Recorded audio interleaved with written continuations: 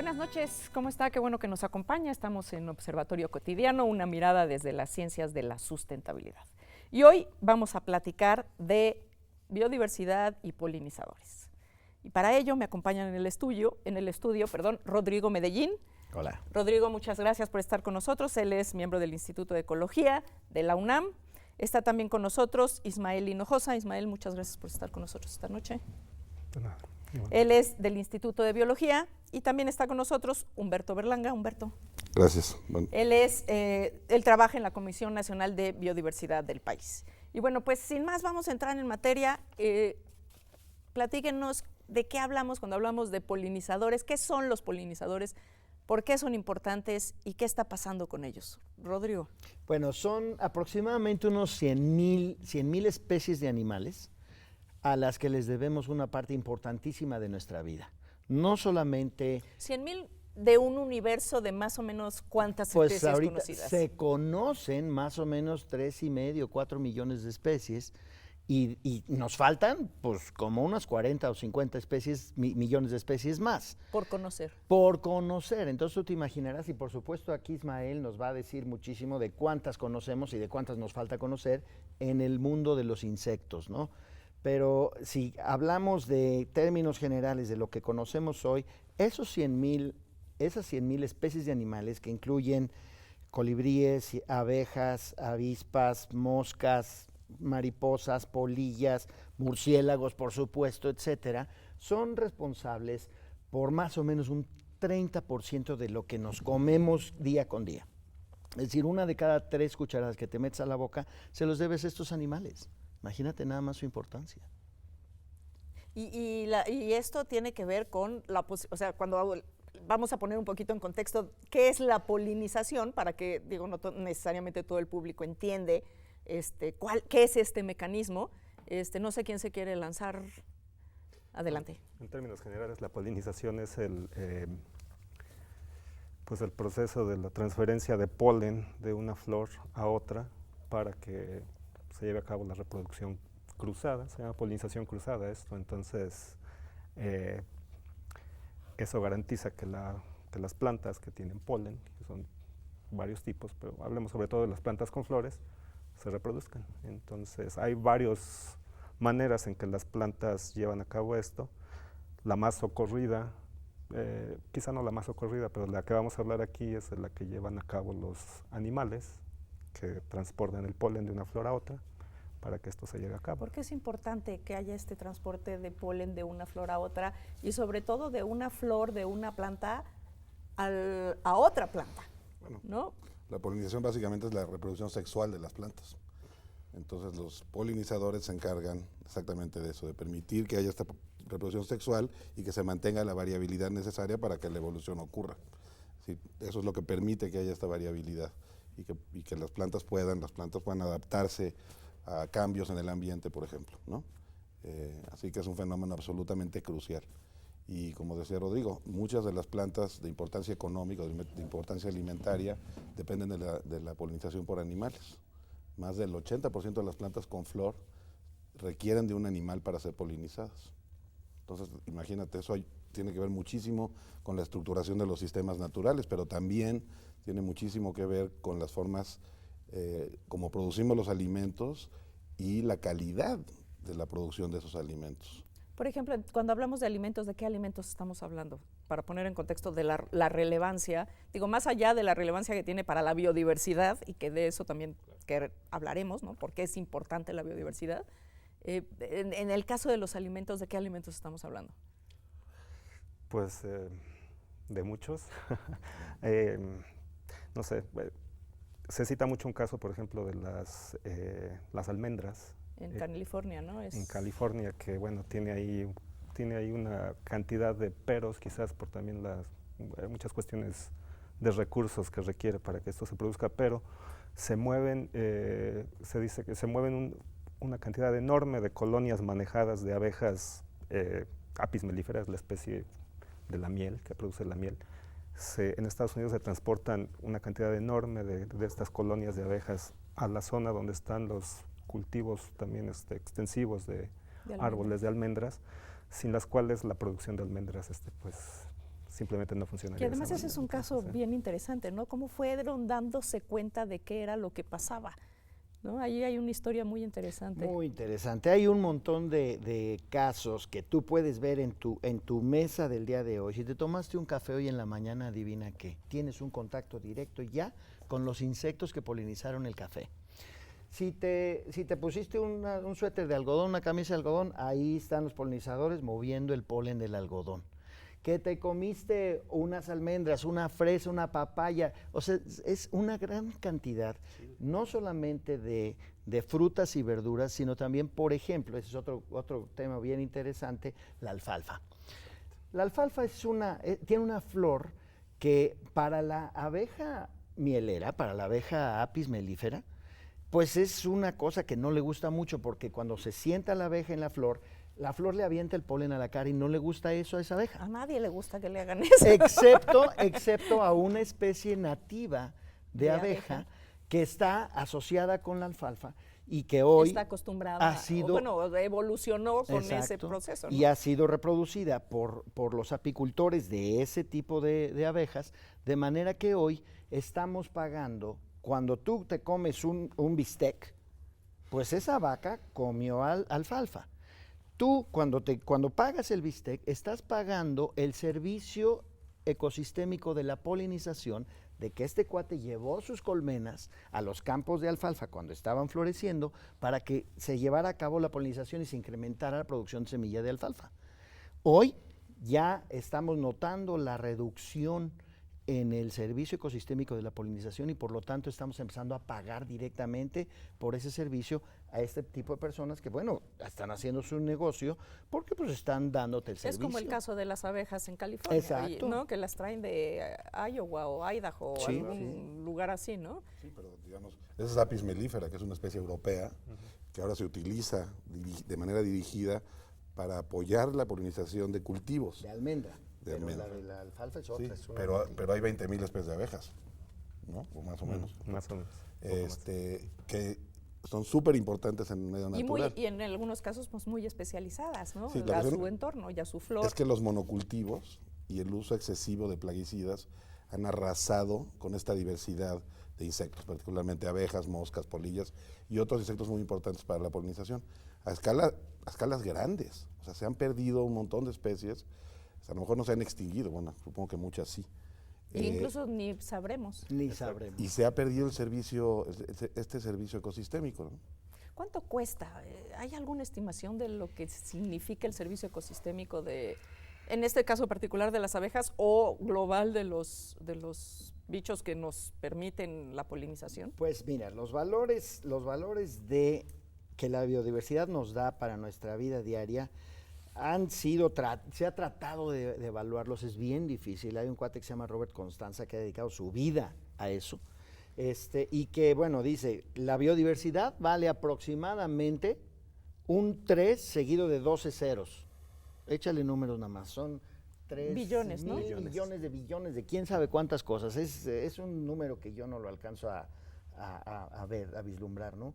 Y de eso, una parte significativa, por lo menos una cuarta parte, se debe a los polinizadores.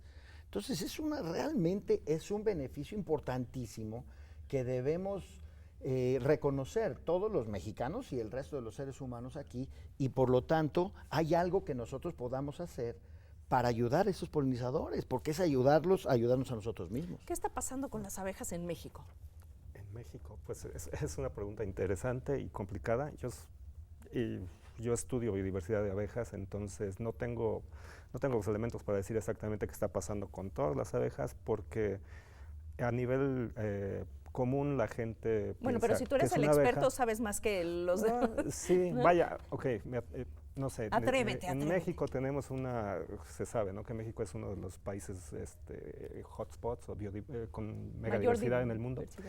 Y eso ocurre también en el caso de las abejas. Las abejas tienen una diversidad, una preferencia de hábitat un poco distinta, al menos hasta donde está documentada, de lo que se piensa. Siempre se piensa que los hábitats tropicales son los más abundantes para la mayoría de los grupos de organismos. A las abejas les gustan las zonas templadas. Las zonas templadas un poco secas, son las zonas donde son más diversas. Las zonas del noroeste, del norte de México, del noroeste, son probablemente la zona más diversa de abejas en el mundo, compartido con el suroeste de los Estados Unidos en el mundo. Probablemente puede estar. Sí, ¿no? sí, sí. El asunto es que hay, debido a que somos un país mega diverso, tenemos muy pocos estudios en realidad para saber qué es lo que hay en todos lados.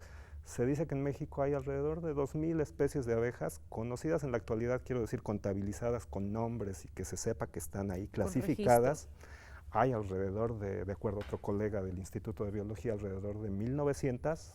Se habían calculado que hay 2.000. Yo estoy seguro que hay muchas más de 2.000 especies de abejas porque tenemos, yo en los estudios de campo que hago con mis estudiantes, tenemos una cantidad de especies que no podemos ponerles un nombre porque faltan revisiones. El caso de los insectos es un caso especial y el de las abejas como polinizadores es un caso particularmente interesante en cuanto a que se necesitan estudios mucho mayores. Los vertebrados es otro asunto, son muy importantes, pero el nivel de conocimiento de biodiversidad es, sí. Estamos todavía, digamos que en pañales en ese sentido. No puedo decir yo exactamente cuántas especies hay en un lugar. Pero ese es un dato, o sea, eso quiere decir que hay más de las que hasta la fecha hemos podido contar, lo cual es sí mismo un dato. Voy a dar un ejemplo cortito, así es, en la reserva del Pedregal de San Ángel que tenemos aquí, estamos embebidos en ella, hay alrededor de 80 especies de abejas. No me digas. Sí. Bueno, mire, aquí hay puro biólogo en la mesa y los otros tres nos quedamos sorprendidos del dato, ¿no? Sí, y entonces el tipo de estudios que tenemos que hacer para saber qué está pasando, no solo con las abejas, con cualquier organismo, si hay cambios en la estructura poblacional, en la composición de la diversidad de especies en cualquier región, es pues que tenemos que hacer muestreos relativamente continuos, espaciados a cierto tiempo para saber si la dinámica de la composición ha cambiado. No podemos decir mucho a ese respecto en México porque tenemos datos base regados por aquí y por allá que no hemos repetido lo suficiente para decir si está cambiando. En otros lugares del mundo esto es lo que se ha hecho, se han hecho muestreos después de décadas en Inglaterra, en Holanda, en Estados Unidos, y se ha visto que las poblaciones locales de polinizadores están en declive. Yo me atrevo a decir que eso puede estar sucediendo también en el país, obviamente. No tendría por qué no, si hemos ido destruyendo los hábitats donde viven estas especies, pues necesariamente se tienen que ir reduciendo. Humberto, en animales, ¿cómo estamos? Pues en aves. En aves. Bueno, las aves son, comparados con los insectos, pues es un grupo relativamente pequeño de especies que cumplen el papel de polinizadores. Hay varios grupos de tangaras, de calandrias, de mieleros, y bueno, el epítome son los colibríes, ¿no? Que son aves tremendamente especializadas en y quizás la más emblemática, ¿no? Después de las abejas. Sí, una cosa que la gente no sabe es que solo hay colibríes en el continente americano, por ejemplo, ¿no? Hay más o menos unas 340 especies, están desde Alaska hasta la Patagonia. En México hay 58 especies. En el libro que publicó la Conavio hace un par de años están 57, pero hace poquito hubo un split, una especie se partió en dos. Y ahora tenemos 58, pronto vamos a actualizar el libro. Ok, vamos a hacer una breve pausa, vamos a regresar con colibríes, vamos a platicar también de murciélagos y vamos a seguir platicando de los insectos y las abejas. No se vaya, la importancia de la polinización en la producción de alimentos y en la producción de vida en el mundo. Ahora volvemos.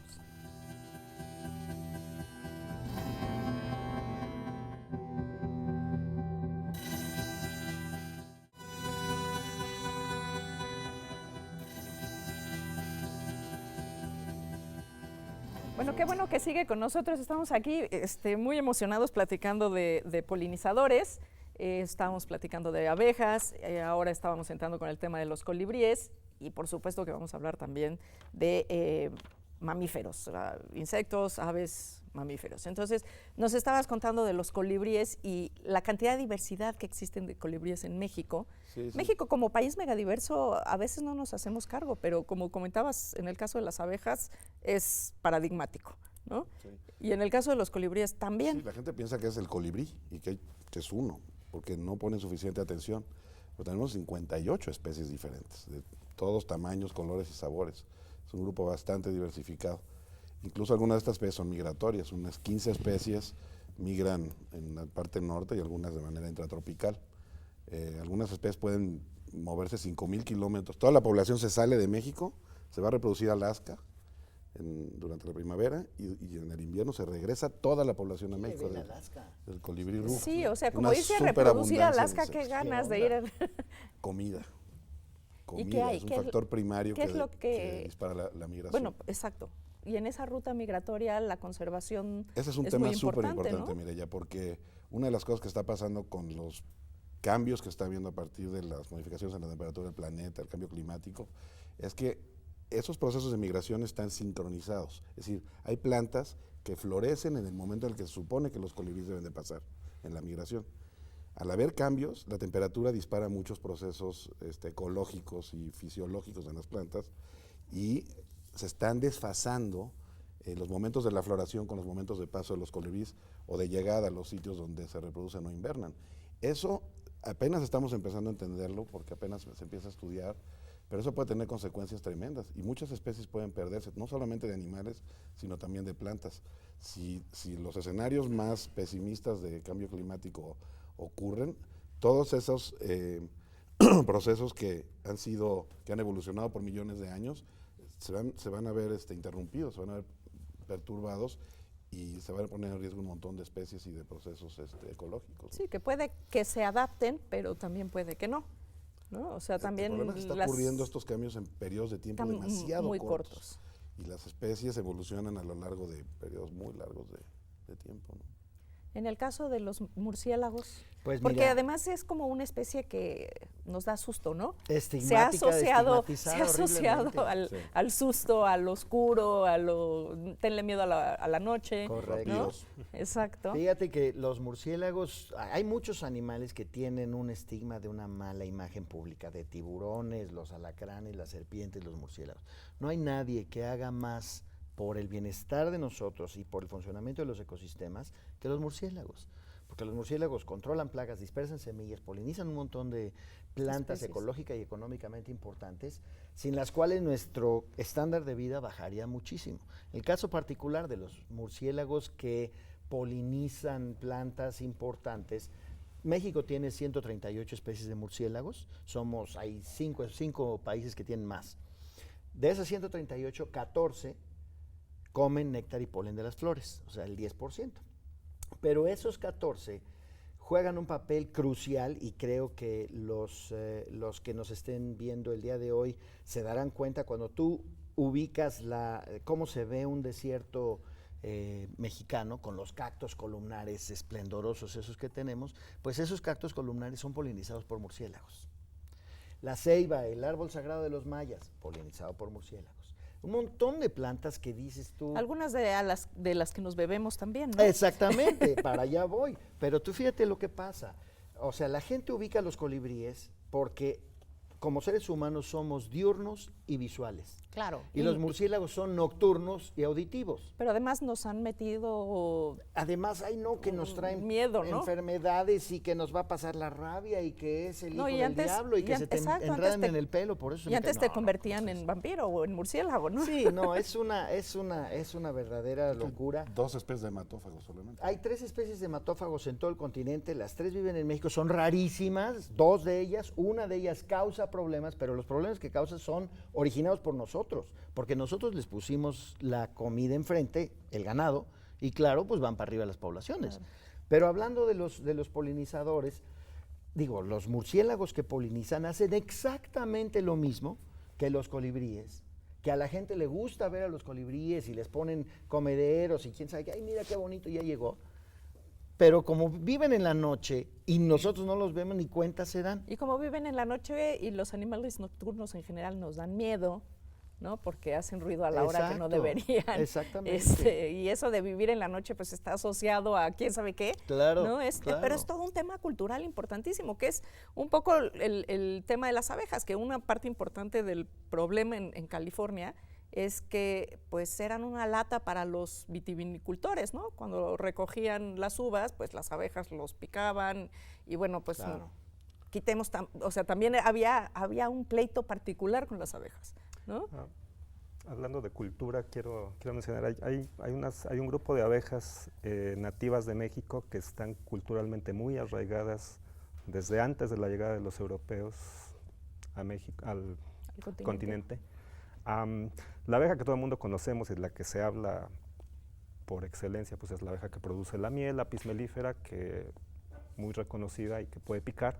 Este otro grupo de abejas nativas, entre otras, de México y del continente, se llaman abejas sin aguijón comúnmente, y las usaban los grupos nativos antes de la llegada de los europeos para producir también miel y otros insumos. Sin el riesgo de ser picados. No pican, tienen un aguijón, se dice atrofiado, entonces no pican, y son también polinizadores muy importantes de distintas plantas en las áreas tropicales del país, y en los últimos 15, 10 años ha habido una efervescencia por revivir esto del cultivo, del rescate del cultivo de estas abejas.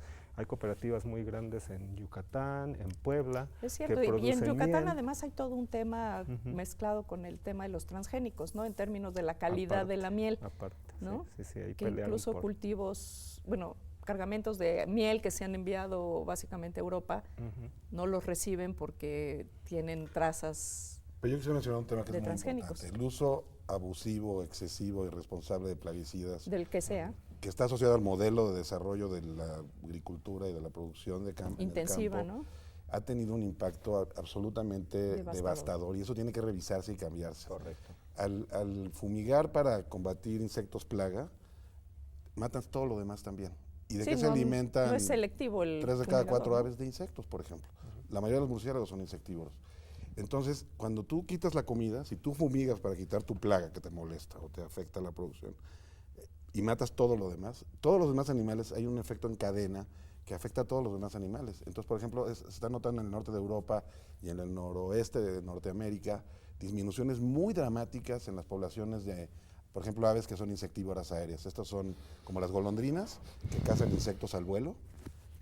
Hay una asociación directa entre la caída en la diversidad y la abundancia de los insectos y El las uso de tendencias plaguicidas. de las aves insectívoras en particular, ¿no? Entonces, estas son cosas que tenemos que pensar como sociedad, tenemos que incluir este tipo de consideraciones en las políticas públicas, porque estamos haciendo las cosas mal. Eso está Tenemos que claro. repensarnos un poquito el modelo, ¿no? de desarrollo y, por supuesto, cómo estamos generando los alimentos, que según un estudio de FAO no es que haya escasez de alimentos en el mundo, sino que la distribución es muy desigual, y en muchos lugares el tema del costo del alimento depende, pues claro, de la abundancia del alimento. Entonces, si es escaso, incrementa el precio; si es abundante, bajan los precios. Y entonces se hace todo este acaparamiento, incluso destrucción de alimentos, para encarecer los precios de los mismos. Lo cual es como esta cadena, ¿no? ¿Cómo vamos engarzando esta cadena desde el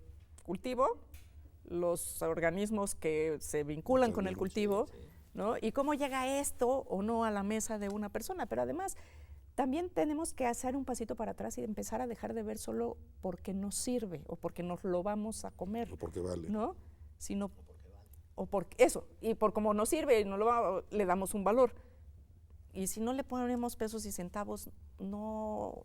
Ahí ¿qué nos está faltando? O sea, tristemente el estudio la economía de mercado es la que ha definido lo que es importante y lo que no es importante. Y es tiempo de empezar a pensar más allá. Aunque sí es también bien interesante que ya hay varios inicios de una concientización del consumidor. Y el consumidor dice, bueno, yo lo que quiero es beneficiar a los productores y que los productores realmente reciban lo que ellos merecen por producir algo que pues me está beneficiando a mí. El comercio justo ha incrementado mucho su presencia en la sociedad civil mexicana y el resto del mundo. Pero es muy importante que todos concienticemos el hecho de que si te gusta el aguacate, pues adivina, vas a tener que pagar un precio mucho más alto por el aguacate, que es el precio real. Y muchas veces por ahorrarnos 3 pesos o 2 pesos, ahí vamos por el aguacate importado, las manzanas importadas, y ahí le estamos dando en la torre a la agricultura mexicana, ¿no? Incluso somos un país exportador de aguacate, ¿no? ¿Quién lo diría a Estados Unidos, donde no se comía el aguacate? Claro, ¿no? Porque se están sustituyendo áreas de bosque nativo por cultivos Y de pasa igual aguacate. con los limoneros, ¿no? Pero tendría que haber una planeación, un Michoacán. ordenamiento territorial, un sistema que permita combinar áreas de cultivo con áreas de manejo de recursos naturales.